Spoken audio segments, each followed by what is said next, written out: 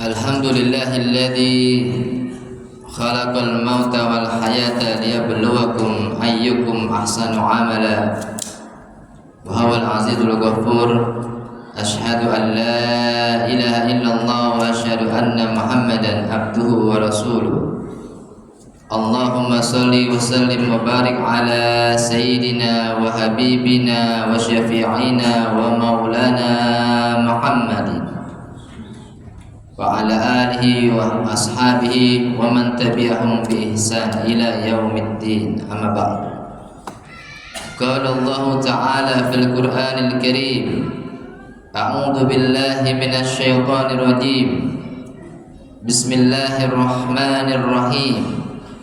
Ya ayyuhalladzina amanu taqullaha haqqa tuqatih wa la tamutunna illa wa antum muslimun. Hadirin sidang salat Jumat yang dirahmati Allah Subhanahu wa taala. Marilah kita senantiasa meningkatkan ketakwaan kita kepada Allah Subhanahu wa taala. Takwa dalam arti yang sebenar-benarnya takwa, dengan mengerjakan segala perintah-perintah Allah dan meninggalkan segala larangan-larangan Allah Subhanahu wa taala. Hadirin yang dirahmati Allah Subhanahu wa taala, pada kesempatan khutbah pada siang hari ini, tema yang akan khatib sampaikan adalah tentang pentingnya takwa dalam kehidupan. Hadirin sidang salat Jumat yang dirahmati Allah Subhanahu wa taala, apabila kita ingin mendapatkan yang namanya kebahagiaan, keselamatan, dan juga kesuksesan dalam hidup kita di dunia dan juga di akhirat, kuncinya adalah satu, yakni bertakwa kepada Allah Subhanahu wa taala. Takwa artinya kita mengerjakan segala perintah-perintah Allah dan meninggalkan segala larangan-larangan Allah Subhanahu wa taala. Lantas bagaimanakah ciri-ciri orang-orang yang bertakwa? Dijelaskan oleh Allah dalam surah Al-Imran. Allah Azza wa Jalla berfirman, A'udzu billahi minasyaitonir rajim. Bismillahirrahmanirrahim. Alladzina yunfikuna fis sarra'i wad dharra wal kaziminal ghaiza wal 'afina 'anil nas. Ciri orang yang bertakwa kata Allah yang pertama adalah alladzina yunfikuna fis sarra'i wad dharra, yaitu orang-orang yang senantiasa menginfakkan hartanya, baik ketika dia dalam keadaan sedang lapang, banyak rizkinya, maupun dia sedang dalam keadaan sempit atau sedikit rizkinya. Terkadang kita kalau sedang banyak rizkinya, kita rajin infaknya, tetapi kalau kita sedang sedikit rizkinya, ya kita stop infaknya. Ini belum termasuk orang-orang yang bertakwa kepada Allah. Orang-orang yang bertakwa kepada Allah, lagi banyak rizkinya, rajin infaknya. Lagi sedikit rizkinya pun dia tetap rajin infaknya, walaupun kadar jumlahnya sedikit. Kemudian adalah ciri yang kedua adalah alladzina yunfikuna fis sarra'i wad dharra wal kaziminal ghaiza. Ciri yang kedua kata Allah adalah orang-orang yang pandai menahan amarahnya, karena amarah ini adalah akhlak yang tercela. Kalau orang marah dia bisa menghina orang lain, caci maki orang lain, memfitnah orang lain, mengadu domba orang lain. Bahkan kalau dia sudah sampai dendamnya, dia bisa membunuh orang lain gara-gara marah. Makanya kata Rasulullah sallallahu alaihi wasallam, la taqdab walakal jannah. Janganlah kalian marah, maka bagi kamu surga. Tetapi orang-orang yang beriman bertakwa kepada Allah Subhanahu wa taala, marahnya karena Allah, marahnya mendapatkan pahala dari Allah Subhanahu wa taala. Kalau Allah dihina kita harus marah. Kalau Rasulullah dihina kita harus marah. Kalau istri kita digoda orang, kita harus marah. Kalau anak-anak kita tidak mau sholat, kita harus marah.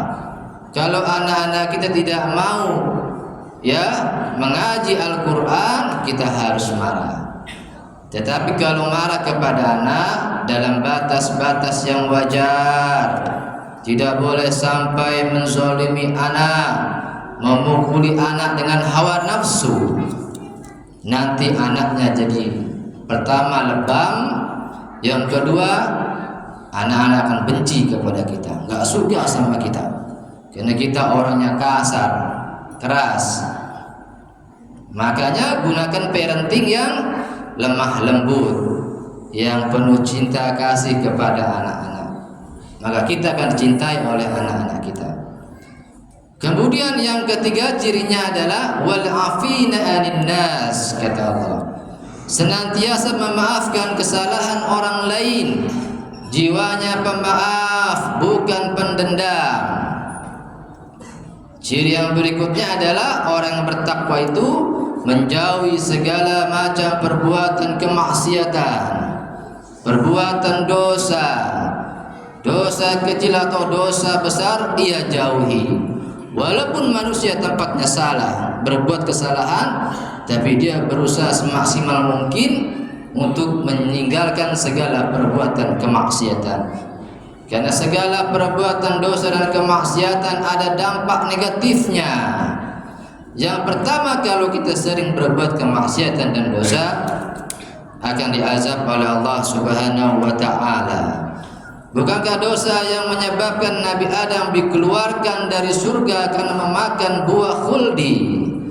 Bukankah dosa yang menyebabkan kaum Nabi Nuh alaihissalam diberikan oleh Allah banjir bandang yang besar, tinggi setinggi gunung, karena kaum Nabi Nuh tidak mau beribadah kepada Allah Subhanahu wa taala? Bukankah dosa yang menyebabkan Qarun beserta harta bendanya ditenggelamkan di dasar bumi, karena Qarun sombong akan hartanya? Dia mengaku bahwasanya harta yang ia miliki karena kepintarannya, bukan karena min fadli Rabbi, bukan karena atas karunia dari Allah Subhanahu wa taala. Yang pertama diazab, yang kedua dicabut rasa malu dari diri pelaku dosa. Kita bisa lihat ada orang yang transaksi korupsi di tengah-tengah jalan.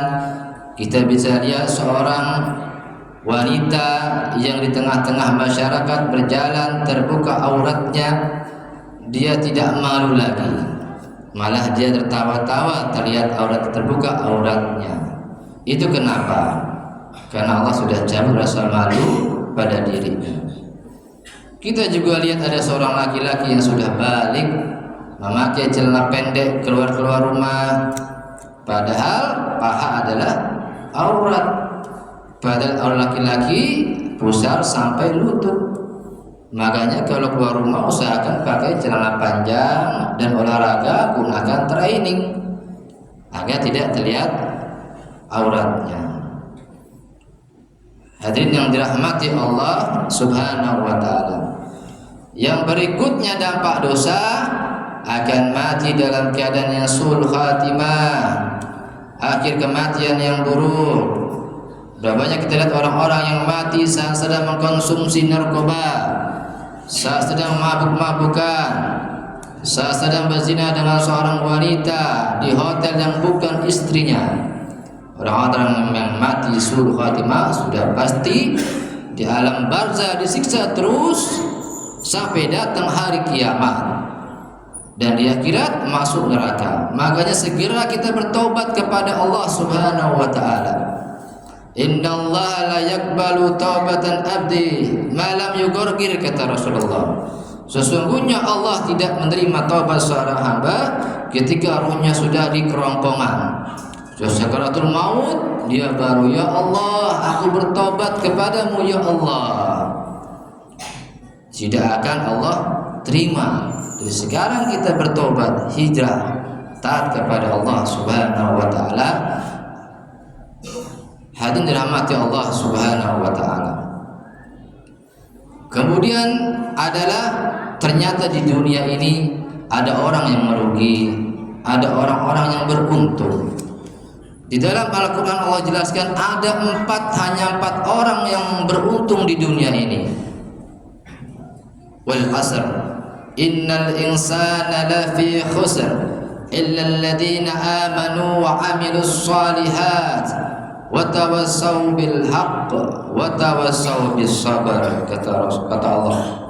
Demi masa sesungguhnya manusia senantiasa berada selalu dalam kerugian, merugi, kecuali empat orang ini, kata Allah Subhanahu wa ta'ala. Illal ladzina amanu, kecuali orang-orang yang beriman, artinya percaya, iman kepada Allah, malaikat, kitab, rasul, hari kiamat, qada dan qadar, kepada surga neraka, kepada pahala dan dosa. Dengan imannya yakin dia ada pahala, dia beramal saleh. Yakin ada surga neraka, dia beramal saleh. Imannya meningkatkan amal salehnya. Pertama iman. Illal ladzina amanu wa amilus shalihat. Yang kedua, beramal saleh, amal terus kebaikan, berlomba dalam kebaikan terus. Jaga hablum minallah dan jaga hablum minan nas. Amin.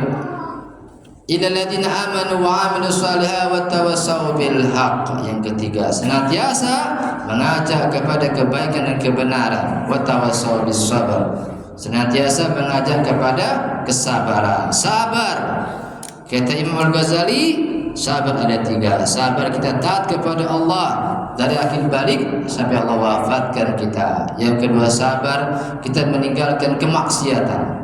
Sabar tidak judi, tidak narkoba, tidak selingkuh, ya, tidak korupsi. Sabarnya berpahala.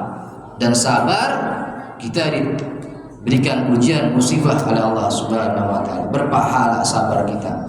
Yang terakhir, ini bulan-bulan Maulid, ya, ini adalah bulannya Maulid kelahiran Rasulullah Sallallahu Alaihi Wasallam.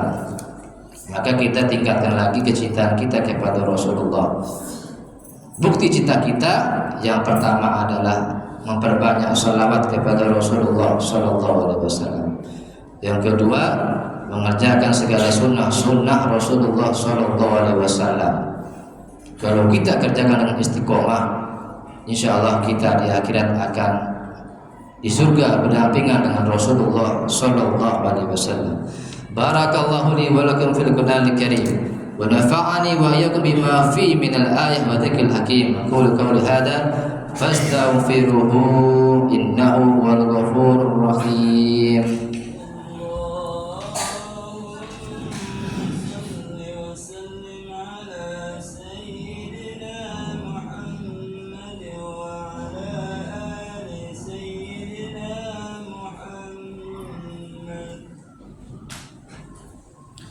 Alhamdulillahilladzi hadana li hadza wa ma kunna linahtadi laula an hadana Allah.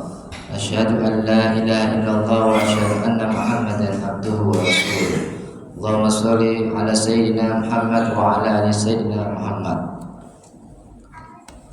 Kama shallaita ala sayyidina Ibrahim wa ala ali sayyidina Ibrahim wa barik ala sayyidina Muhammad wa ala ali sayyidina Muhammad kama barakta ala sayyidina Ibrahim وعلى آل سيدنا إبراهيم في العالمين إنك حميد مجيد.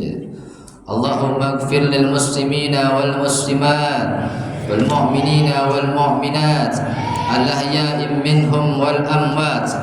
اللهم ادفع عنا الغلاء والبلاء والوباء والفحشاء والمنكر والشيوخ المختلفة والشدائد والمحن ما ظهر منها وما بطن من بلادنا هذا إندونيسيا خاصة والمسلمين عامة إنك على كل شيء قدير.